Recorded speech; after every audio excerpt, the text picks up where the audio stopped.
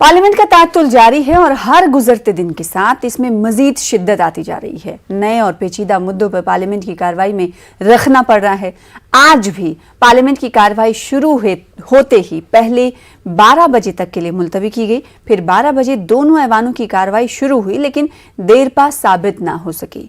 हंगामाराई के दरमियान पहले राज्यसभा फिर लोकसभा की कार्रवाई 1 अगस्त यानी पीर तक के लिए मुलतवी कर दी गई। सभा की कार्रवाई सोमवार दिनांक 1 अगस्त 2022 को प्रातः 11 बजे तक।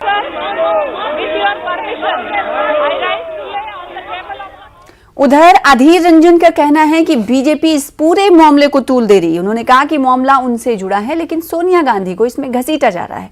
कांग्रेस ने ऐवान में सोनिया गांधी के साथ किए गए सलूक पर बीजेपी से माफी मांगने का मुतालबा किया। सत्ता पक्ष जिस तरीके से कल मैडम सोनिया गांधी पे हमला बोला सदन के अंदर, तो इसके लिए सदन में आके सरकार को खेद प्रकट करना चाहिए, माफी मांगना चाहिए, क्योंकि मुद्दा मुझसे हुई है, ये मुद्दे से जुड़े हुए हैं। मैं अगर मेरे खिलाफ कोई शिकायत हो, इसका मतलब ये नहीं कि मैडम के खिलाफ ये शिकायत बनते जाएंगे, लेकिन ये बीजेपी पार्टी मेरे खिलाफ शिकायत के बजाय मैडम सोनिया गांधी जी को निशाना पे ला रही है।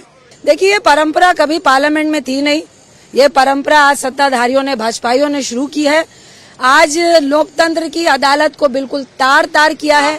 जिस अपमानजनक तरीके से अभद्र व्यवहार एक कैबिनेट मिनिस्टर स्मृति ईरानी का, जो विमेन एंड चाइल्ड मिनिस्टर है, और मुझे शर्म आ रही है, और जिस तरह सबसे वरिष्ठ महिला मैडम सोनिया गांधी के साथ उंगली दिखा दिखा के जो व्यवहार हुआ है, क्या ये व्यवहार पार्लियामेंटन का है? क्या ये असंसदीय नहीं है? क्या आज महंगाई के कारण आपने 27 सांसद विपक्ष के सस्पेंड किए हैं इस अभद्र व्यवहार के लिए? क्या सत्ता पक्ष वाले अपने सांसदों को सस्पेंड कर रहे हैं? टीआरएस पार्टी लड़ता है हमेशा गरीबों के लिए। गरीबों का वो निच्चावसर सर को उसका ऊपर जीएसटी लगाया, उसको निकाल देना है, और कम करने का कम करना है, निकालने का निकाल देना है। इसी के लिए हम लड़ाई कर रहे हैं। खाली चर्चा करो बोल रहे हैं, चर्चा के लिए वे गवर्नमेंट रेडी नहीं है। चर्चा करे तो रेडी नहीं है, फिर चर्चा हम मांगे तो हमको सस्पेंड किया है। तो पार्लियामेंट के अहाते में गांधी जी के मुजस्समे के करीब मुअत्तल अरकान पार्लियामेंट का मैराथन एहतजाज जारी है। 50 घंटों का एहतजाज आज खत्म होगा। ऐवान की कार्रवाई में रखना डालने और हंगामा आराई करने पर राज्यसभा के 23 जबकि लोकसभा के 4 अरकान पार्लियामेंट को मुअत्तल किया गया है। मुअत्तल अरकान पार्लियामेंट के एहतजाज पर मरकजी वजीर प्रहलाद जोशी ने निशाना साधा है। उन्होंने पूछा कि इन अरकान पार्लियामेंट को यहां आवाम ने चुनकर क्यों भेजा है, चर्चा करने या चिकन खाने। प्रहलाद जोशी ने मजीद कहा कि अधीर रंजन ने अभी बिला शर्त माफी नहीं मांगी है। गांधी स्टैचू के सामने बैठे हुए हैं हमारे माननीय संसदगण, इनको मैं एक पूछना चाहता हूँ, लोग आपके किसके लिए भेजा है? चर्चा के लिए भेजा है या चिकन खाने के लिए भेजा है? ये तो उत्तर देश को देना चाहिए। लोग चर्चा के लिए भेजा है, चिकन के लिए नहीं है। वो भी गांधी स्टैचू के सामने बैठ के चिकन खा रहे हैं, ऐसे एक रिपोर्ट आया है। इसके बारे में लोगों को उत्तर देना चाहिए। और इतना ही नहीं है, चर्चा के लिए भेजा है, चिकन के लिए नहीं है, ये भी समझ।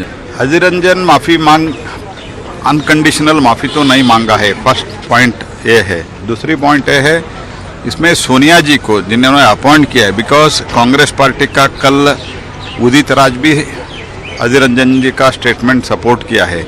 इससे पहले भी जब मुर्मू जी का कैंडिडेचर अनाउंस हुआ था, तब भी कांग्रेस पार्टी की तरफ से बहुत बुरा बयान आया था। पार्लियामेंट के अंदर और बाहर चल रहे हंगामे पर नासिर हुसैन ने न्यूज़ 18 से खास बातचीत की है। नासिर हुसैन ने कहा कि हुकूमत किसी भी मसले पर बहस को तैयार नहीं। यही वजह है कि अपोजिशन को अलग अलग बहाने से ऐवान से बाहर रखना चाहते हैं। लोग की अगर बात करें, आप चूंकि व्हीप हैं राज्यसभा में, आप लोगों की क्या स्ट्रेटेजी रहेगी? कल भी 4 सांसदों को निलंबित किया गया था और कई जो सांसद है वो भी सदन के बाहर धरने पर बैठे हुए हैं। देखिए, जिस तरह से बीजेपी सदन को चलाना चाह रही है, इससे एकदम साफ है कि वो अपोजिशन की तरफ से कोई बात चाहिए नहीं रही, कोई किसी भी तरह की चर्चा चाहिए नहीं रही। वो चाह रहे हैं कि वो खुद ही बिल लेके आए, खुद ही कैबिनेट में डिसाइड कर लें, खुद ही बिल लेके आए, खुद ही उसके ऊपर बोले खुद ही पास कर लें, इस तरीके की व्यवस्था चाह रहे हैं। जिस तरह से उन्होंने सांसदों को सस्पेंड किया है राज्यसभा के अंदर और लोकसभा के अंदर, इससे एकदम साफ जाहिर है कि जो लोगों के जो मुद्दे हैं, जो लोग परेशान हैं, वो पेट्रोल डीजल गैस की बात हो सकती है, जो खाने पीने के सामान पे जो है जीएसटी जो लगा दिए हैं उसके ऊपर हो, या नहीं तो और बहुत सारे ऐसे मुद्दे हैं जो अवाम के मुद्दे हैं, उन मुद्दों पे वो किसी भी हालत में चर्चा नहीं चाहती है। और 75 साल से जो एक हमारे यहाँ प्रजाप्रभुत्व का एक व्यवस्था चले आ रही है, वो व्यवस्था को इन्होंने नाश कर दिया, उसमें अब कुछ बचा नहीं। अपोजिशन का बंदा कोई बात रख ही नहीं सकता, बोल ही नहीं सकता। ये अपोजिशन मुक्त पार्लियामेंट, अपोजिशन मुक्त डेमोक्रेसी ये चाहते हैं। एक तरीके से चाइना में जिस तरह चल रहा वन पार्टी रूल वैसे करना चाहते हैं यहाँ पे। सर, यूपी के चित्रकूट में बीजेपी का, उत्तर प्रदेश की बात करें तो वहाँ पे 3 दिवसीय प्रशिक्षण शिविर शुरू होने वाला है, जिसमें प्रदेश के तमाम मंत्री, बड़े नेता मौजूद रहेंगे प्रदेश के, यूपी के। अब ये वहाँ पे क्या प्रशिक्षण शिविर ये लोग करेंगे, जिस तरह से वहाँ पे हालात हैं उसके ऊपर कैबिनेट जो है आपस में मिलकर बैठना चाहिए।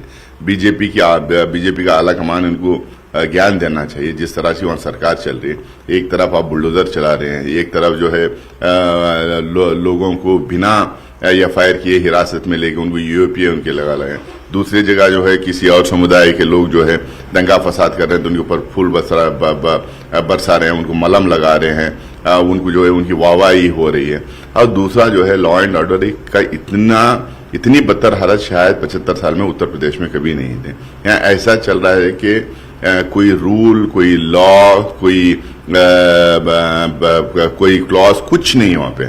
चीफ मिनिस्टर जो चाहता है, जो इंस्ट्रक्शन देता है वही हो जाता है। वहाँ पे चीफ मिनिस्टर खुद ही जो है कंप्लेनेंट बन गए, खुद ही कंप्लेंट लेने वाले बन गए, खुद ही इन्वेस्टिगेशन ऑफिसर बन गए, खुद ही सजा सुनाने वाले बन गए और खुद ही सजा को इम्प्लीमेंट करने वाले बन गए। वही MCD का बुलडोजर भी वो खुद ही लेके चलने लगे। कुछ दिनों में वो MCD का जो बुलडोजर है उसके ऊपर खुद ही बैठ के चलाने लगे। इस तरीके की व्यवस्था उत्तर प्रदेश में, व्यवस्था ठीक करना चाहिए। उनको जनता ने वोट दिए, हम मानते हैं कि उनको वोट मिला है, मैंडेट मिला है, सरकार उनकी है, लेकिन कॉन्स्टिट्यूशन के तहत सरकार चलना है, क्योंकि कॉन्स्टिट्यूशन के तहत करवाए हुए इलेक्शन से चुन के आए हैं। Thank you sir. उधर अधीर रंजन चौधरी के जरिए सदर जमहूरिया हिंद के ताल्लुक से किए गए तबसरे पर भारतीय जनता पार्टी अब सड़कों पर भी उतर आई है। अलीगढ़ में बीजेपी विमेंस विंग के जरिए एक एहतजाजी मुजाहरा करते हुए कांग्रेस पार्टी के खिलाफ जबरदस्त गुस्से का इजहार किया गया। खवातीन सेल की इलाकाई सदर मधुलिका की क़यादत में कांग्रेस के खिलाफ नारेबाजी करते हुए बीजेपी खवातीन सेल की कारकुनान सड़कों पर उतरी और कांग्रेस लीडर अधीर रंजन चौधरी से माफी का मुतालबा किया।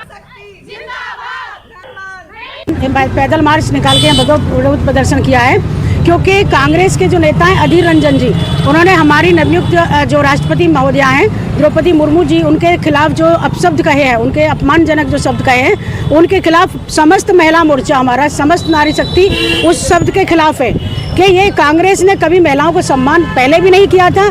और आज देखिए, जब भारतीय जनता पार्टी एक आदिवासी समाज की महिला को सम्मानित करके राष्ट्रपति पद पर बिठा रही है, तो इनके गले ये बात भी नहीं उतर रही है। और आज वो उस महिला के खिलाफ इस तरह से राष्ट्रपत्नी है या अमंगल है या गलत शब्दों का इस्तेमाल करके पूरी नारी जाति को अपमानित कर रहे हैं, उसके खिलाफ हम लोग महिला मोर्चा यहाँ पे प्रदर्शन कर रहा है।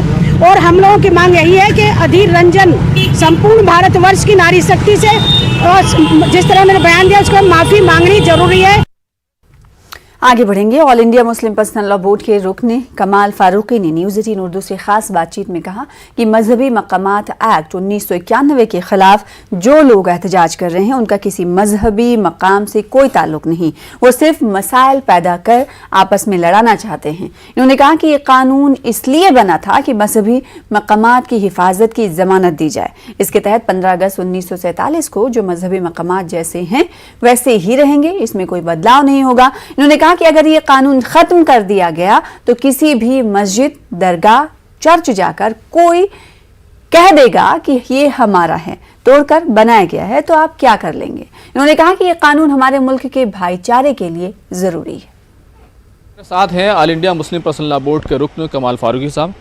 फारूकी साहब, ये जो इबादत गाहों से मुताल्लिक कानून है 1991 का, प्लेसेस ऑफ वर्शिप एक्ट, इस पर एतराज़ जताया जा रहा है, बराबर कहा जा रहा है कि ये गलत है, ये हमारे हुकूक पर कहीं ना कहीं डाका डालता है, क्या कहेंगे? देखिए, जो लोग भी ये बात कह रहे हैं बेसिकली उनको किसी इबादत गाह से कोई दिलचस्पी नहीं है। न वो हिंदू इबादत गाह से दिलचस्पी रखते हैं, न किसी मुस्लिम या क्रिश्चियन की इबादत। वो तो सिर्फ ये चाहते हैं किस तरह से मुद्दे बनते रहें और आपस में झगड़े होते रहें।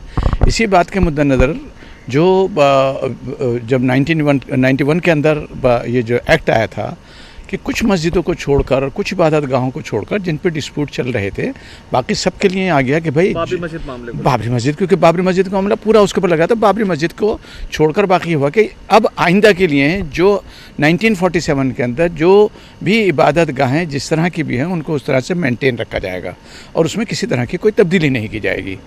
अब ये एक ऐसा वो था कि जिससे इनके जो हमारे जो इस तरह की जो पॉलिटिक्स करते हैं उनके इरादों को उससे नुकसान पहुंचा।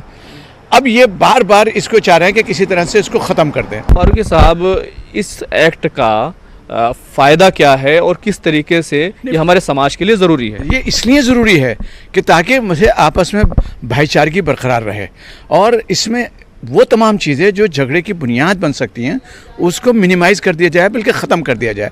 जो मज़हब 47 के अंदर जो मस्जिद, मंदिर, गुरुद्वारा, जितनी भी रिलीजियस इबादतगाह हैं उनको हमने सिक्योरिटी दे दी है कि भाई हैंसफोर्थ अब इसके बाद जो है ना कोई किसी का तरह का डिस्प्यूट नहीं होगा, क्योंकि हम कितने डिस्प्यूट को करेंगे। मतलब कि अब वो तो कोई भी जो 47 से पहले की मस्जिद होगी या मंदिर होगा, सॉरी जो दरगाह होगी या चर्च होगा या मस्जिद के गुरुद्वारा होगा, वो यकीनी बात है वो उसके मज़हब मानने वालों ने पहले बनाया होगा। तो अब अगर आप उस पर किसी तरह का भी डिस्प्यूट डाल देंगे, भाई ये तो पुराना है, हमारी जगह खोद के निकालने को चाहिए, तो क्या करेंगे आप? इन झगड़ों को छोड़कर जो हमारे मेन इश्यूज़ हैं, जो हमारे रोटी रोज़ी का, हमारे कारोबार का, हमारे अनएम्प्लॉयमेंट का, हमारी सेट्स जो मज़हब लड़कियों के साथ में, औरतों के साथ में ज़्यादती हो रही है उसका, और तमाम वो इशू जिस पर हम रोज़मर्रा जूझ कर रहे हैं उसके ऊपर हम एक साथ मिलकर काम करें। बहुत बहुत शुक्रिया। कैमरामैन संजीव वर्मा के साथ खुर्रम शहजाद, न्यूज़ 18 दिल्ली। आसाम हुकूमत ने पार्था मजुमदार को स्टेट एनआरसी का नया कोऑर्डिनेटर मुकर्रर किया है। मौजूदा कोऑर्डिनेटर हितेश देव की मुद्दतकार 31 जुलाई को खत्म हो रही है। पार्था मजुमदार फिलवक्त कोऑपरेटिव सोसाइटीज के रजिस्ट्रार और women and child welfare department के सेक्रेटरी के तौर पर खिदमात अंजाम दे रहे हैं।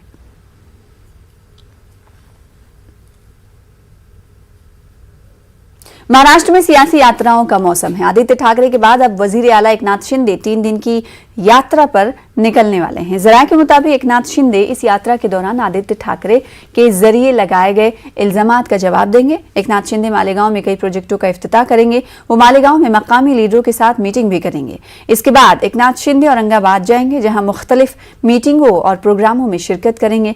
नासिक जाने का भी एकनाथ शिंदे वजीर आला का प्रोग्राम है। 3 रोजा ये यात्रा है। इन 3 रोजा यात्रा में कई मसरूफियात एकनाथ शिंदे वजीर आला महाराष्ट्र की रहेंगी।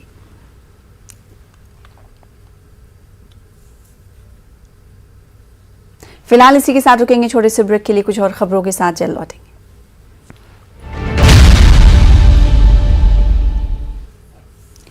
राजस्थान के बाड़मेर में फिजाइया का MiG-21 तैयारा गिरकर तबाह हो गया है। हादसे में 2 पायलटों की मौत हुई है। जमीन से टकराते ही तैयारा शोलों में तब्दील हो गया और उसका मलबा आधा किलोमीटर रकबे में फैल गया। फिजाइया ने हादसे की तस्दीक करने के साथ साथ जांच का हुक्म भी दिया है। वजीर दिफा राजनाथ सिंह हादसे पर गहरे रंजो गम का इजहार करते हुए देखे गए।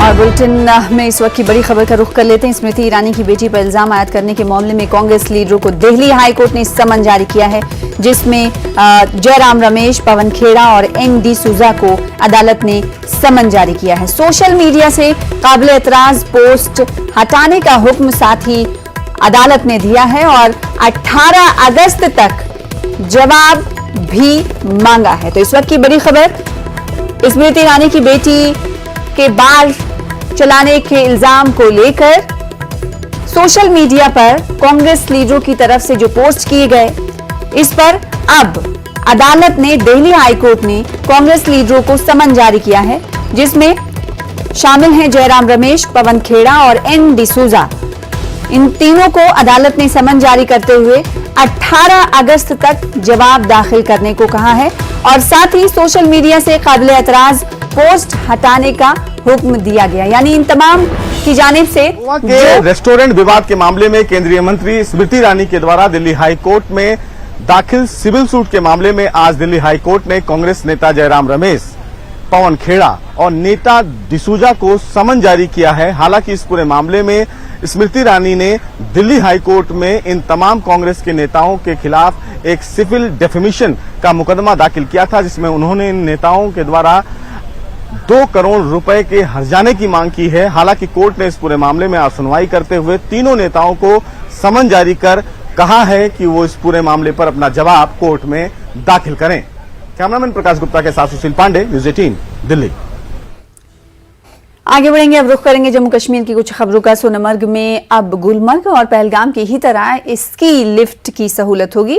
Jammu Kashmir cable car foundation की जानिब से एक रिजॉर्ट में स्की लिफ्ट प्रोजेक्ट का संग बुनियाद रखा गया है।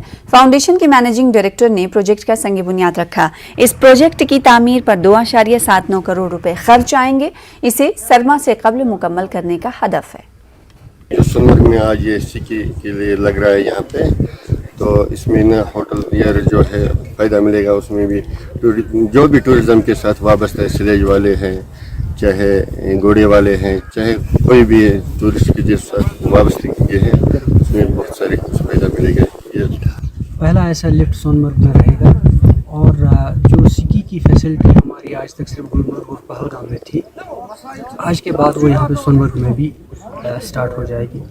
हमें पूरी उम्मीद है कि ये लिफ्ट जो है ये तकरीबन ऑपरेशनल जो है इसी विंटर में होगा और जो भी सेंट्रल कश्मीर या स्पेसिफिकली गांधरबल डिस्ट्रिक्ट के लोगों को यहाँ पे फ़ायदा मिलेगा।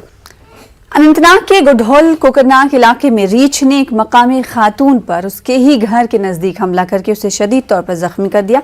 अगरचे खातून को फौरी तौर पर अस्पताल पहुंचाया गया, ताहम डॉक्टरों ने उसे मुर्दा करार दिया। खातून की शनाख्त जेना बानो ज़ौजा अब्दुर्रहमान चौपान साकिना फरमू गुडहोल के तौर पर की गई है।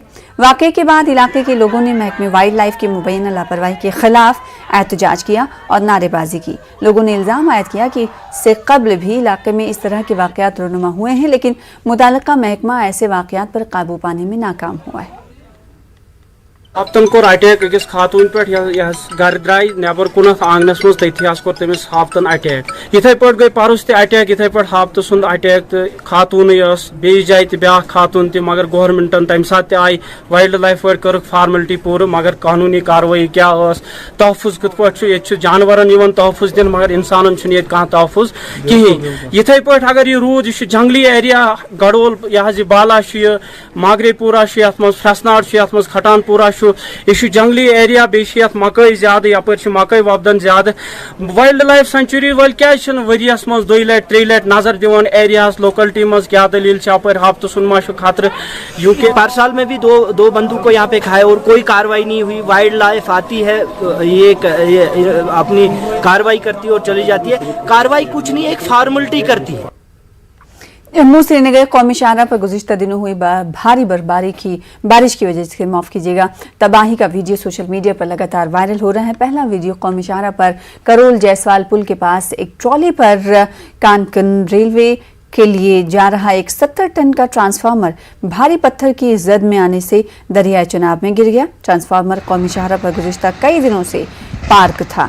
इस ट्रांसफार्मर की कीमत तकरीबन 3 करोड़ रुपए बताई जा रही है। वहीं दूसरा वीडियो पंथियाल के मकाम का है, जहां पर भारी पत्थर गिरने से तामीराती कंपनी की जानिब से 6 करोड़ रुपए मालियत से बनाया जा रहा स्टील टनल तबाह होता नजर आ रहा है। पूरे इलाके में मिट्टी के तोदे पत्थरों के गिरने का ना रुकने वाला सिलसिला गुज़िश्ता कई सालों से लगातार जारी है, जिसकी वजह से अब तक करोड़ों का नुकसान हो चुका है।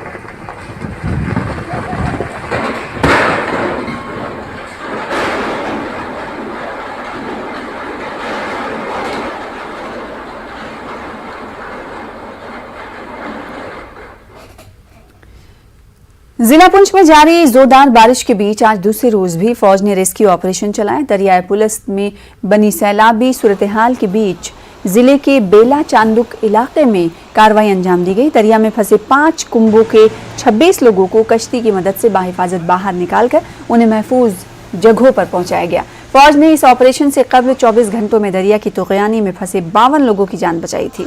दरिया से रेस्क्यू किए गए लोगों में बड़ी तादाद में बच्चे और ख़वातीन शामिल हैं।